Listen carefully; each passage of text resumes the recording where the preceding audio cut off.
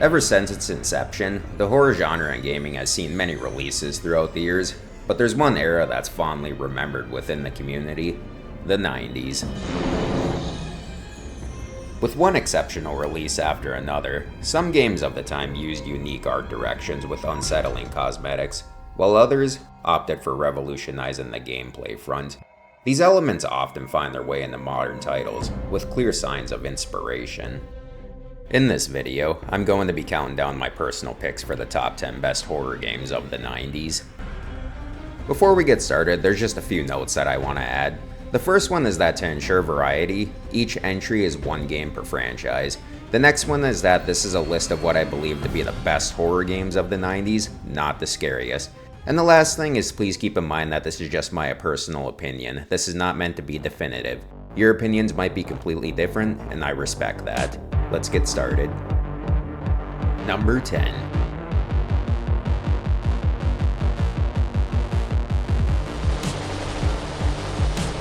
Hell Night. Before Amnesia, we had Hell Night. After your train crashes, our protagonist flees into an underground network known as the Mesh. As we try to escape back to the surface, we meet a diverse cast of supporting characters, some friendly and some not. Collecting items to solve puzzles is our only means of escape. Seems simple enough. However, there's a catch. We're being hunted. As the game progresses, the demon chasing you becomes faster and stronger, ensuring that each encounter is more nail-biting than the last. Your only means of defense is to run and hide. Heed caution while traveling, as any corner you turn could be your last.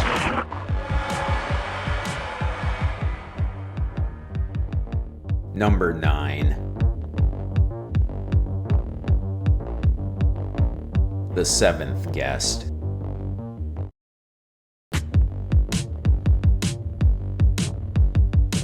In The Seventh Guest, we find ourselves alone, well, at least amongst the living, in a creepy old mansion that's filled to the brim with secrets. To solve the mystery of what happened, the player is tasked with solving a series of puzzles, each one helping piece the story together. However, along the way, the environment around you begins to change, and sooner or later, you begin to ask yourself if some questions are better left unanswered.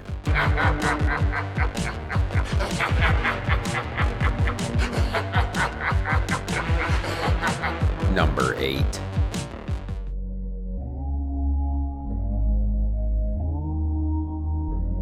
Enemy Zero.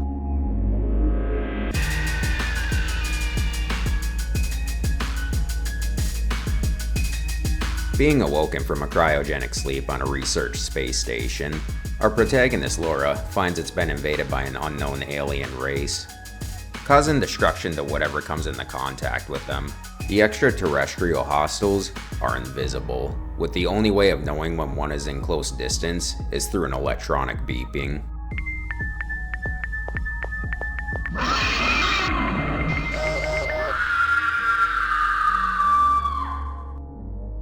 Number 7.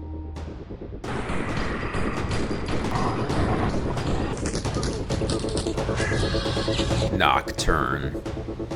In the world of Nocturne, you find that fiction has become reality.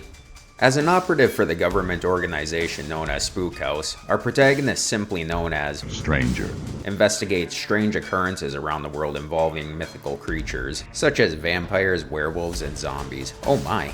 Striking a balance between traditional survival and action, Nocturne gives the player a wide array of weapons to dispatch the threats at hand, while also maintaining a sense of vulnerability. These two things make Stranger a bit of a glass cannon. Seeing the grim nature that this alternate reality has to endure, it reminds me of why some fairy tales are better left as fairy tales.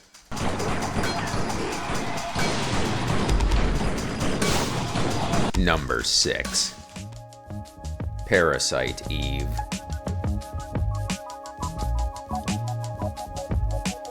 When you take the concept of mitochondria realizing its potential to be the most devastating force to have ever existed, and you turn it into a piece of interactive media, you get Parasite Eve.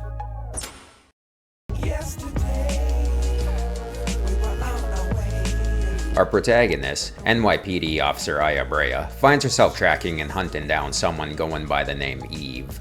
Being able to control and evolve mitochondria, Eve is able to commit mass murders while also turning ordinary animals into grotesque oddities in order to stop you.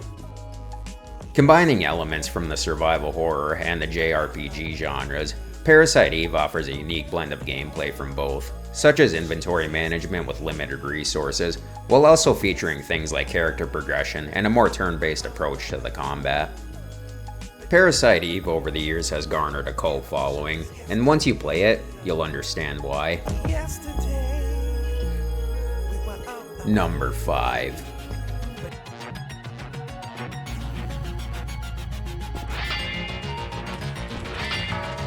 Clock Tower. Death has a way of following some, and Jennifer is one of the unfortunate. After surviving the Scissorman murders at the Barros mansion, Jennifer once again finds herself at the infamous killer's mercy. Taking the cat and mouse concept used in its predecessor, in Clock Tower, the only way to deal with Scissorman is to run and hide, creating intense chase sequences and an unrelenting fear of whether the place you chose to hide in was the right one.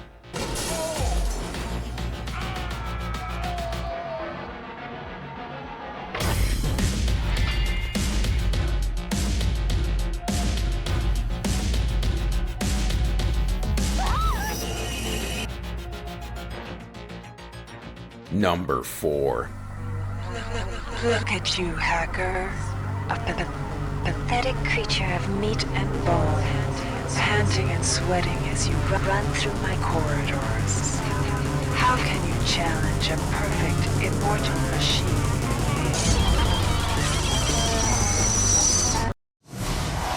System Shock 2.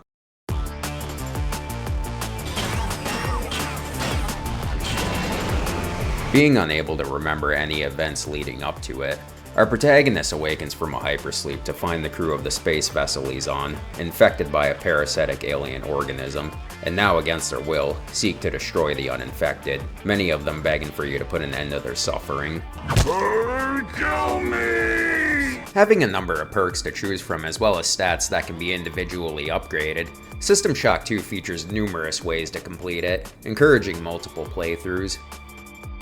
And let's not forget the real star of the show, the Showdown AI console, who happens to be your only real ally. However, you quickly realize she's simply using you as a pawn to achieve her own malicious agenda.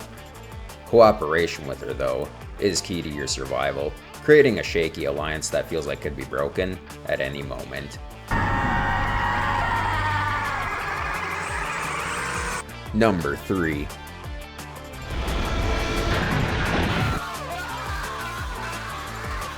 Dino Crisis. When will humanity learn that two species, separated by 65 million years, can't coexist? Sent to Ibis Island to retrieve an energy researcher by the name of Dr. Kirk, our protagonist Regina finds her and her team are not the only guests visiting the facility. Taking the classic survival horror formula and adding enemies that are faster and more aggressive, Dino Crisis managed to bring the scare factor to a new level from earlier entries of the genre. It also featured concepts that were either a rarity or completely unheard of at the time, helping pioneer staples that were used for years after, such as an early form of QTE events. There were also points in the game at which you could choose different paths to go down, each featuring different challenges. It was one of the first games in which you could craft your own ammunition, allowing you to create sleeping and poison darts to deal with the enemy dinosaurs. Extinction is nature's way of progressing life as we know it, and Dino Crisis is a simple reminder of the consequences for disrupting that process. That's disgusting. Number 2.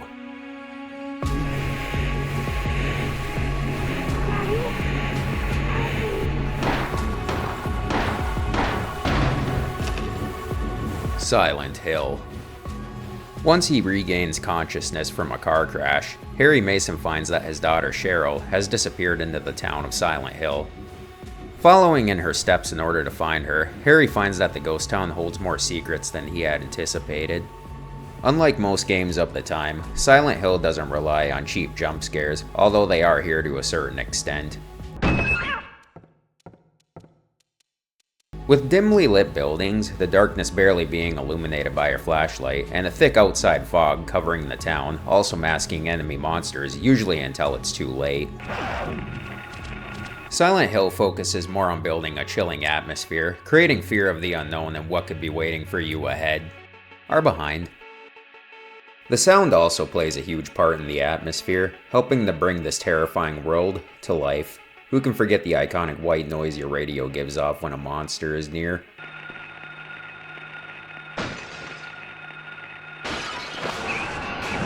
Silent Hill isn't the type of game to just scare you when you play it, but also take a part of your sanity with it. Not only managing to stand out in a genre that was plentiful at the time, it managed to completely transcend past almost everything that came before it. Number 1.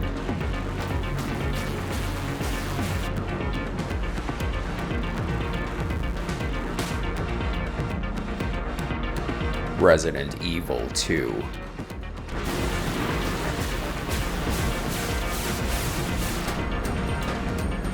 Achieving a rare feat and managing to surpass its predecessor.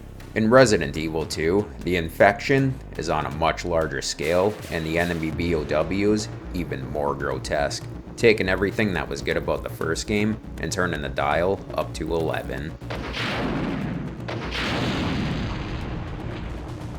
The boss fights are more engaging, forcing experimentation and strategizing. The set pieces offer more challenge, creating urgency in each engagement.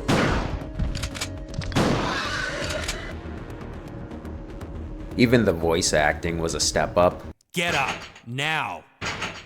What do you want? I'm trying to sleep here. Okay, barely, but hey, it counts. Defining an entire generation of horror in video games, Resident Evil 2 is still celebrated amongst fans even multiple decades after its release, withstanding the test of time, and is my personal pick for the best horror game of the 90s.